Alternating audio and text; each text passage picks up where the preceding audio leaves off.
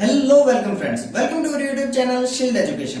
सी programming language में हम discuss कर रहे थे ऑपरेटर्स के बारे में, जिसमें हम सभी टाइप की यूनरी ऑपरेटर देख चुके हैं। लास्ट वीडियो में हमने सीखा था इंक्रीमेंट एंड डिक्रीमेंट ऑपरेटर के बारे में। इस वीडियो में हम डिस्कस करने वाले हैं बाइनरी ऑपरेटर के बारे में। बाइनरी ऑपरेटर मींस इन ऑपरेटर के लिए हमें दो ऑपरेंड्स की जरूरत होगी किसी भी ऑपरेशन को परफॉर्म करवाने के लिए। तो इस वीडियो में हम डिस्कस करेंगे सबसे पहले बाइनरी ऑपरेटर के बारे में, that is arithmetic operator. Arithmetic operator क्या होता है, उसके टाइप्स, और अरिथमेटिक ऑपरेटर में प्रीसिडेंस एंड एसोसिएटिविटी का क्या रोल होता है, सब कुछ हम इस वीडियो में डिस्कस करने वाले हैं। तो चलिए स्टार्ट करते हैं।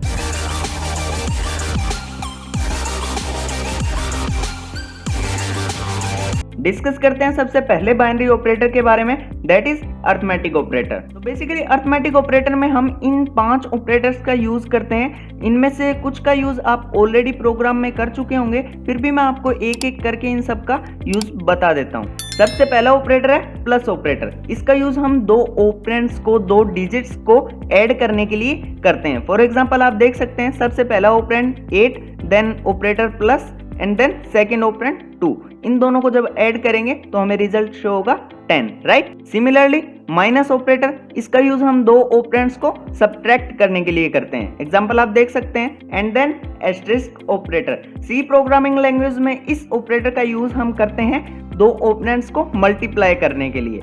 एग्जांपल आप देख सकते हैं, 8 asterisk then 2 is equal to 16। Similarly division के लिए हम फ्रंट स्लैश ऑपरेटर का यूज करते हैं। आपने इन चारों ऑपरेटर का यूज ऑलरेडी कहीं ना कहीं प्रोग्राम में किया होगा, आपको पता होगा कि ये कैसे काम में लिए जाते हैं प्रोग्राम में। Next is modulo operator. इस ऑपरेटर को हम सी प्रोग्राम में परसेंटेज से रिप्रेजेंट करते हैं। इसका यूज हम बेसिकली रिमाइंडर चेक करने के लिए करते हैं। लाइक फर्स्ट ऑपरेंड को सेकंड ऑपरेंड से डिवाइड करने के बाद जो डिजिट बचती है उसके लिए हम मॉड्यूलो ऑपरेटर का यूज करते हैं। लाइक एग्जांपल में आप देख सकते हो, जब हम 8 मॉड्यूलो 2 लिखते हैं तो 2 जो है वो पूरा कंप्लीट डिवाइड हो जाता है 8 से, कुछ भी नहीं बचता है, इसलिए रिमाइंडर 0, राइट। एक बात और मैं आपको बता दूं कि इन चारों ऑपरेटर का यूज आप integer as well as decimal values के लिए कर सकते हैं, लेकिन मॉड्यूलो ऑपरेटर का यूज सिर्फ इंटीजर वैल्यू के लिए ही किया जाता है। चलिए चलते हैं देव C++ में और इन सभी ऑपरेटर्स का यूज प्रोग्राम की हेल्प से भी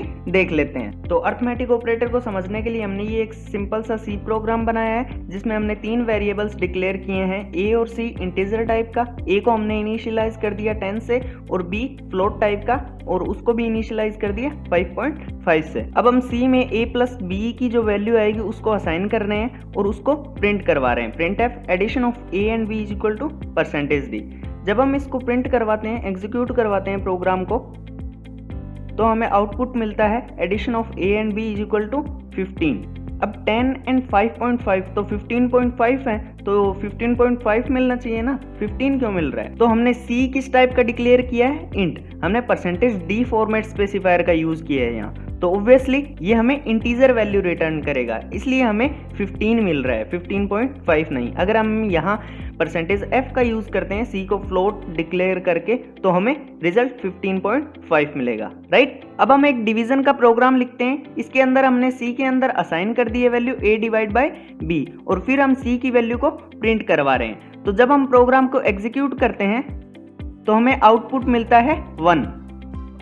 नाउ अगेन आप देख सकते हो कि हमने %d का यूज किया है, तो ऑब्वियसली इसने इंटीजर वैल्यू रिटर्न की है। अब अगर हम C को फ्लोट टाइप डिक्लेयर कर देते हैं लाइक दिस, और यहाँ %d की जगह %f लिखते हैं और फिर इस प्रोग्राम को एग्जीक्यूट करवाते हैं, तो हमें आउटपुट मिल रहा है एक डेसिमल वैल्यू, राइट। अब हमने C के अंदर a मॉड्यूलो भी असाइन कर दिया है, जो हमें क्या देगा? रिमाइंडर। तो अब क्या हम C की वैल्यू को प्रिंट करवा सकते हैं? नहीं, क्योंकि मैंने आपको बताया था कि हम फ्लोट वैल्यू का यूज नहीं कर सकते हैं मॉड्यूलो के लिए, इसलिए हम इसको इंट डिक्लेयर करते हैं और 5.5 को 5 कर देते हैं। अब जब हम इस प्रोग्राम को एग्जीक्यूट करेंगे तो हमें सही आउटपुट मिलेगा, रिमाइंडर इज इक्वल टू 0, जो कि सही है, क्योंकि आप जब 10 को 5 से डिवाइड करोगे तो वो कंप्लीट डिवाइड हो जाएगा, कुछ भी रिमाइंडर नहीं बचेगा। अब हम a और b की वैल्यू में थोड़ा चेंज करके देखते हैं। 10 की जगह हम -10 कर देते हैं और 5 की जगह 4। अब देखते हैं रिमाइंडर में क्या चेंज आता है। प्रोग्राम को एग्जीक्यूट करेंगे तो अब हमें रिमाइंडर मिल रहा है, रिमाइंडर इज इक्वल टू -2। तो इससे आपने क्या कंक्लूजन निकाला, जिस वैल्यू से आप डिवाइड कर रहे हो मींस ए डिविडेंड, उसका जो भी साइन है प्लस या माइनस, रिमाइंडर वही साइन गेन कर लेता है। यहाँ हमने a इज इक्वल टू -10 लिया, इसलिए रिजल्ट में भी हमें -2 मिल रहा है। ओके, अब अगेन हम a और b की वैल्यू चेंज करके देखते हैं कि मॉड्यूलो ऑपरेटर पर क्या फर्क पड़ता है। तो a की वैल्यू हम कर देते हैं लाइक 5 और b की वैल्यू कर देते हैं 7। अब जब हम इस प्रोग्राम को एग्जीक्यूट करते हैं तो हमें रिमाइंडर मिलता है 5, जो कि ऑब्वियस है क्योंकि हम 5 को 7 से डिवाइड नहीं कर सकते हैं, राइट। सो इस तरीके से आप और भी प्रोग्राम बना सकते हो, माइनस का, मल्टीप्लिकेशन का, अलग अलग वैल्यूज लेकर के। सिर्फ ऐसे ही आपकी प्रैक्टिस होगी सी प्रोग्राम लिखने की। तो अब हम अर्थमेटिक ऑपरेटर में प्रीसीडेंस एंड एसोसिएटिविटी को समझ लेते हैं। लाइक ये कोई मैथमेटिकल एक्सप्रेशन है, तो इस मैथमेटिकल एक्सप्रेशन को कैसे सोल्व करना है, इसके दो तरीके हैं। या तो आप डायरेक्टली मूव करते जाओ, सबसे पहले plus, then multiply, then divide. तो सबसे पहले हमने 20 + 5 25, उसके बाद में 12 से मल्टीप्लाई कर दिया 300, देन फाइनली डिवाइड कर दिया 6 से, तो हमारे पास रिजल्ट आ गया 50। सेकेंड वे इज, सबसे पहले हम मल्टीप्लाई करें 5 × 12 60 और फिर डिवाइड करें 6, फिर जो रिजल्ट आए 10 उसको 20 में प्लस कर दें, दैट इज 30। तो ये कैसे हो सकता है, एक एक्सप्रेशन के दो रिजल्ट आ रहे हैं हमारे पास, तो इनमें से कौन सा सही है और कौन सा गलत है। तो मैं आपको बता दूं कि फर्स्ट ये गलत है, सेकंड सही है।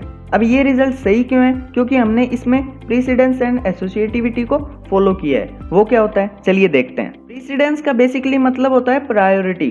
अगर हमें किसी एक्सप्रेशन में सारे अर्थमेटिक ऑपरेटर देखने को मिलते हैं तो सबसे पहले हम किसको सिंप्लीफाई करेंगे, वो हमें प्रीसीडेंस की हेल्प से पता चलता है। लाइक मल्टीप्लिकेशन, डिवाइड और मॉड्यूलो, इनकी प्रीसीडेंस हाइयर होती है प्लस और माइनस से। मीन्स अगर किसी एक्सप्रेशन में आपको ये सारे देखने को मिलते हैं तो सबसे पहले आप इनको सोल्व करेंगे, उसके बाद में इसको, प्लस और माइनस को।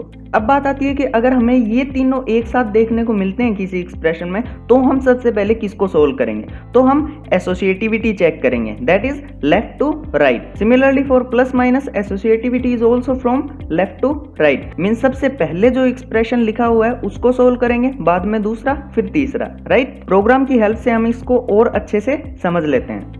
तो अर्थमेटिक ऑपरेटर में प्रीसीडेंस एंड एसोसिएटिविटी को समझने के लिए हमने एक सिंपल सा सी प्रोग्राम बनाया है, जिसमें हमने 5 वेरिएबल डिक्लेयर किए हैं इंटीजर टाइप के। ए और बी को हमने वैल्यू इनिशियलाइज कर दिया है 10 से, सी को 3 एंड डी को 5 और ई को हमने कोई भी वैल्यू नहीं दी है। इसके बाद हमने एक सी स्टेटमेंट लिखा है जिसको सोल्व करके हमें ई की वैल्यू को प्रिंट करवाना है। सो अब इस स्टेटमेंट में आप देख सकते हो प्लस, मल्टीप्लाई एंड डिवीजन तीनों ऑपरेटर का यूज किया गया है। तो इनमें से सबसे पहले किसको सोल्व करेंगे, मल्टीप्लिकेशन एंड डिवीजन को, क्योंकि इनकी प्रीसीडेंस हाई है प्लस से। और मल्टीप्लाई और डिवीजन में भी सबसे पहले किसको सोल्व करेंगे, मल्टीप्लाई को, क्योंकि हम लेफ्ट से राइट मूव करेंगे, एसोसिएटिविटी, राइट। बी को जब मल्टीप्लाई करेंगे सी से, मीन्स 10 मल्टीप्लाई बाय 3 30, और 30 को जब डिवाइड करेंगे डी से, 5 से, 30 डिवाइड बाय 5 दैट इज 6, और फिर ए में ऐड कर देंगे 10 + 6, तो हमें आउटपुट मिलना चाहिए